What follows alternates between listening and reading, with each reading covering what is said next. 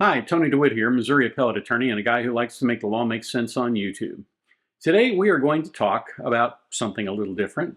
We're going to talk about the universal signs. Let's head on down to the beach and talk about that.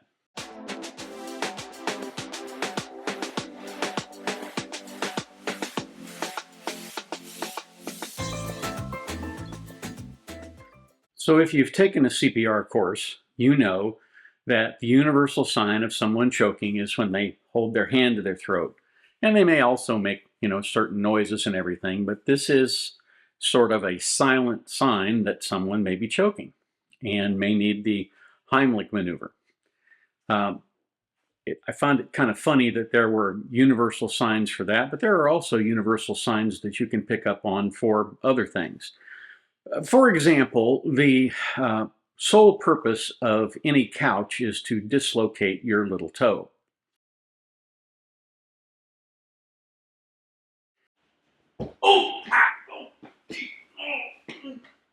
In addition to that, there's the universal sign of a poked out eye. And then there's the universal sign of, I think I need to be somewhere else for supper. We are having liver and onions for dinner. All of these universal signs are, of course, not universal, but are designed to illustrate something rather silly as part of an explanation for why I think sometimes people don't understand exactly what's going on in a trial. And that seems to be especially true of criminal defendants. Now, it was pretty obvious in the Murdaugh trial that Alex Murdaugh thought he could bamboozle the jury with a bunch of double talk and saying, I'm just trying to answer your questions, while he was trying very hard not to answer the questions. Me? Is that you? Yeah, it looks like me. All right. What's hanging out of your pocket in plain view? Looks like a badge. You didn't recall that until I just showed you that picture? No, sir, I did not. Jurors are not easily fooled, and generally speaking, I'd say at a 98 percentile, they get the right answer most of the time. But one of the things that I think you have to be careful of is sending the wrong sign. Now, I want to talk for a moment about the Zachariah Anderson trial. And that's because if you have been following that trial, you know that there have been a number of claims on both sides about what can only be described as misconduct.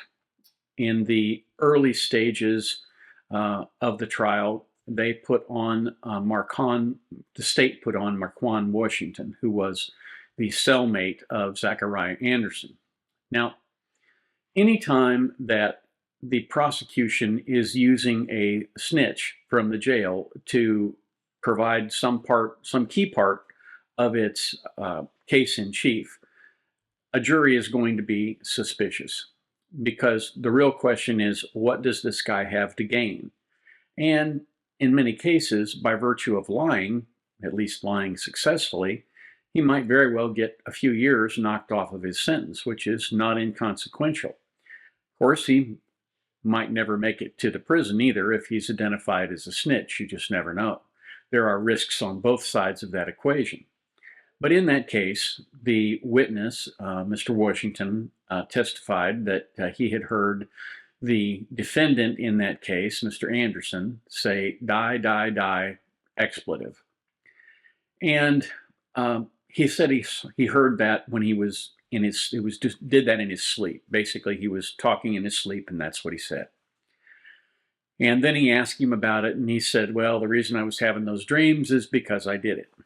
Now, supposedly, Mr. Anderson is such a bright guy that he managed to leave no trace of anything particularly incriminating. He left his phones at home. He didn't take anything with him when he went to do this terrible crime, if he indeed did it.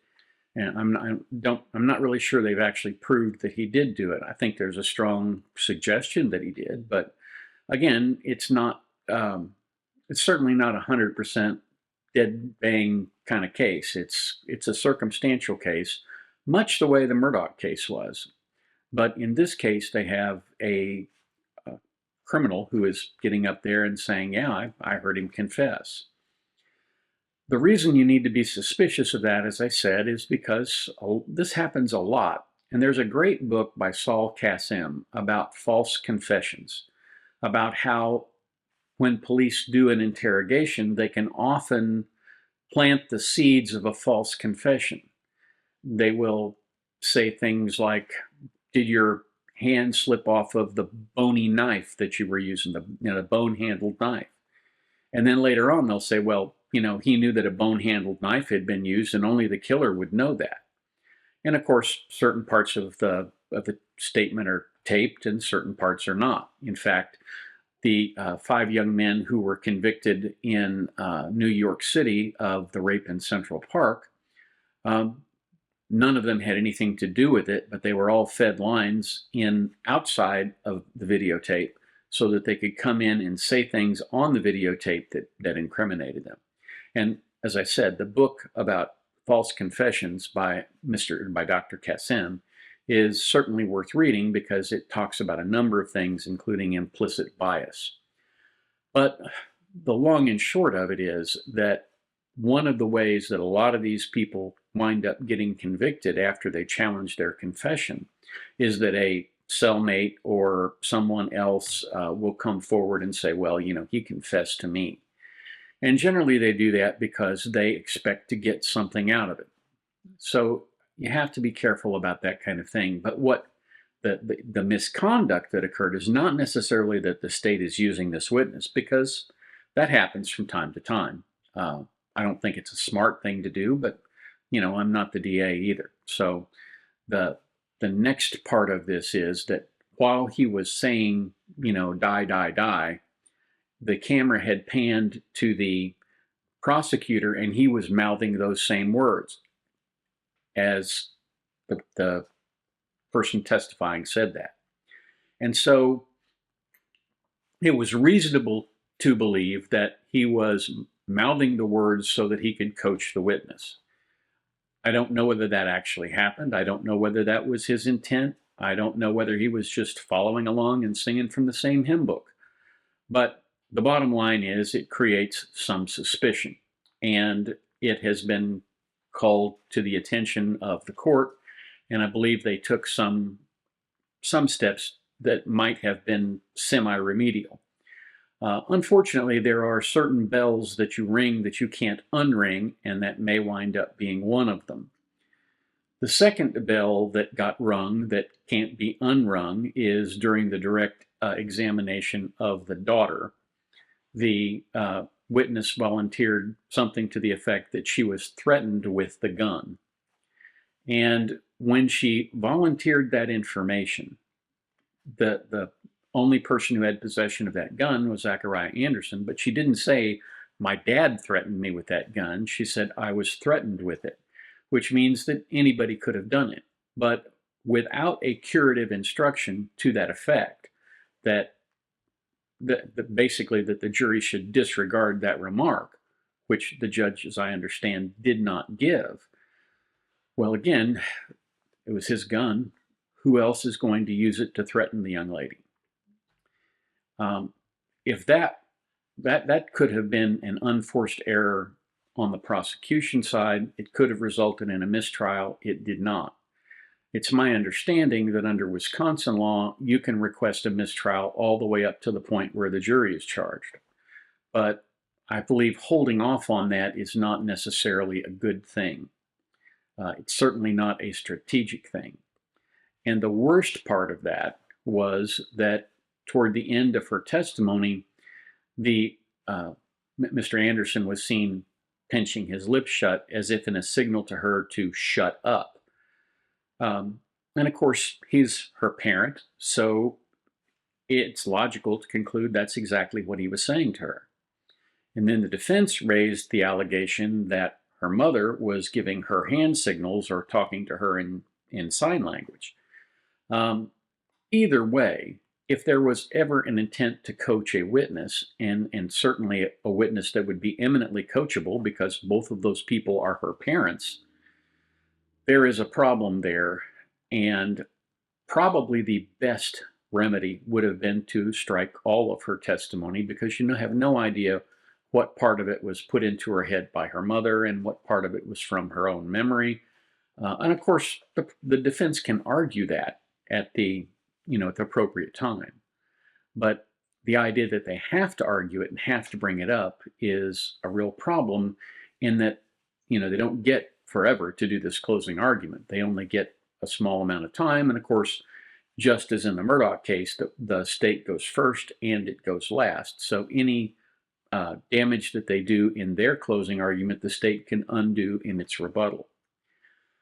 And that, again, can be a problem. This particular trial has been a much more error-prone trial even than the Rittenhouse trial, in large part because, let me just give you a couple of my opinions. When I look at the prosecutor, what I see is a very arrogant person. I don't know whether he really is or not, but that is the image that he presents, and that's how he comes off. If I'm on the jury, I'm turned off by that. And I think a lot of jurors are turned off on that. You don't get the presumption that you're right just because you stick your chin out and act like you own the world. I think the defense team has been pretty good, pretty solid. My only complaint with them is that they didn't move for a mistrial with the gun testimony. But I have to say that I think there are a number of errors that are permeating this case that make it eminently appealable if and when there actually is a conviction.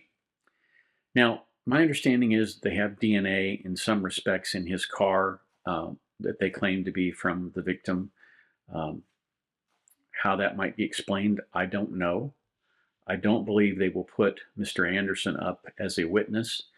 Almost never do you see that with competent defense counsel. They almost always tell our client to sit down and shut up, because the only thing that can happen in a case like that is that you say something that winds up hurting you. And I think the Murdaugh case is an excellent example of that. Anyway, that's my point in all of this, is that when you're doing this, it's the universal sign that the testimony that is being given hurts your case. And when the prosecutor is seen mouthing the words, "die, die, die," it's the universal symbol that my case is very weak. You can send a lot of signals both through body language and through the efforts that you make at the trial. All of it is seen by the jury. It may not all be appreciated by the jury, but all of it will be seen and all of it will be analyzed in the jury room. It's one of the reasons why one of my former bosses said, from the moment you leave the house till the moment you go back into the door at night, you are on stage, and everything you do either works to the benefit of the case or works against it. So he used to absolutely forbid us to go eat dinner in the same town where we were trying a case. He believed people might try to overhear our conversations and that would be bad. It might potentially get reported back to the defense counsel, or it might get reported back to the judge. Any number of things could happen. So we always left town and went to eat somewhere else. And I think now, looking at the age where we have cameras everywhere, and particularly where these trials are put on video so often now, that's probably a very wise decision to make. So I guess my point in all of this is that if you are ever subject to either a civil trial or a criminal trial, you need to remember that everything you say and do, even the clothes you wear, are going to send a message to the people who are going to ultimately be the ones who decide your case. And you need to be careful what message is sent. So that's what I have for you today. Hopefully you found this interesting. If you have any questions, please feel free to leave them in the comments down below. And, I'd be happy if you liked the video and shared it. And if you haven't already, please feel free to subscribe. We'd love to have you here. Thanks again for watching. Have a marvelous day.